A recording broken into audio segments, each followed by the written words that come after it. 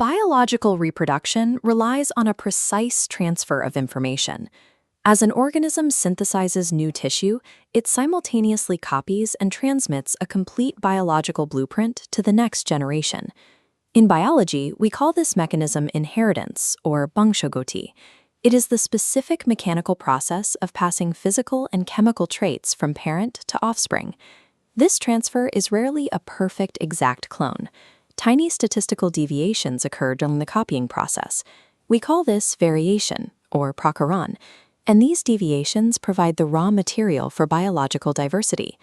For centuries, the leading theory was that inheritance worked like mixing paint, a tall and a short parent blending traits to create a medium-sized offspring.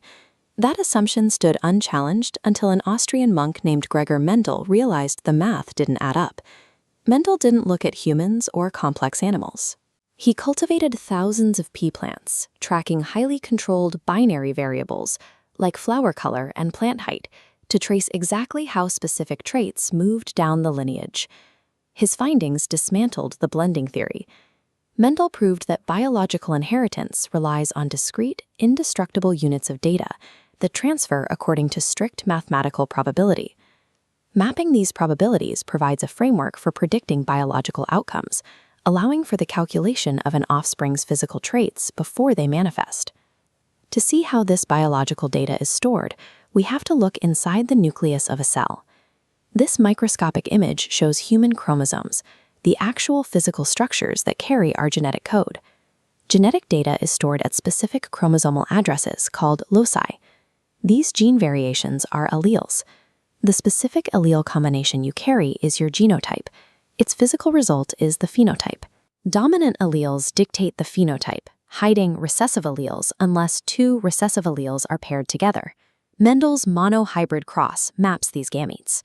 Crossing a purebred tall TT plant with a dwarf TT plant yields entirely heterozygous TT offspring. All grow tall, masking the dwarf allele.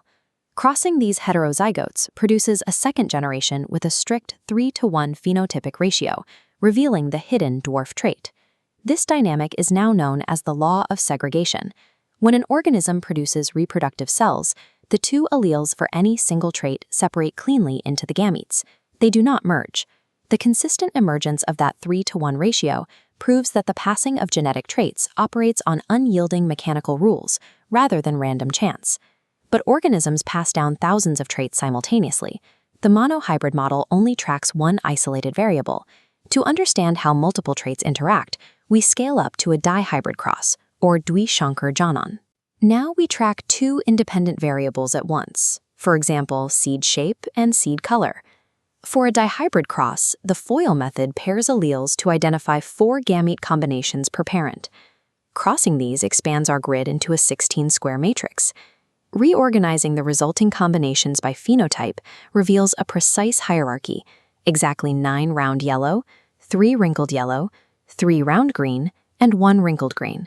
This exact ratio proves the law of independent assortment.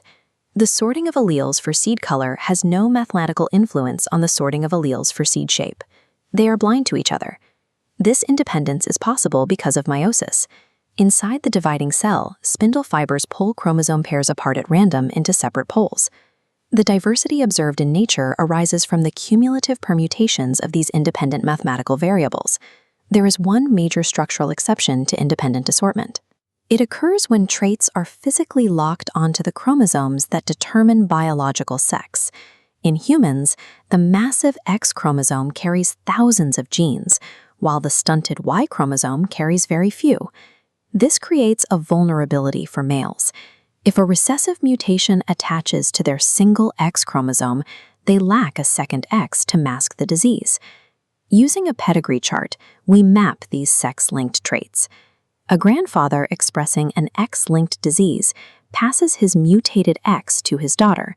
She remains a silent, healthy carrier. If she passes that X to her son, he expresses the disease, demonstrating criss-cross inheritance. Because of the lack of genetic material on the Y chromosome, these mutations skip generations and disproportionately target males. The math Mendel mapped out in a garden is now the foundation for human medicine. primarily through a process called genetic counseling. Clinical professionals use these principles of segregation and assortment to track inherited conditions like thalassemia and hemophilia through family bloodlines.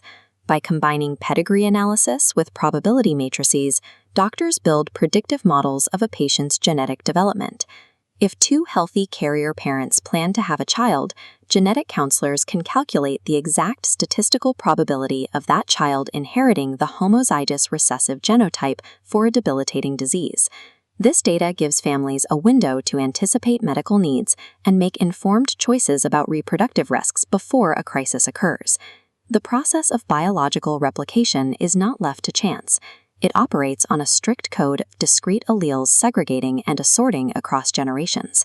Identifying the mathematical laws that govern our physical traits provides a legible blueprint for anticipating biological development across generations.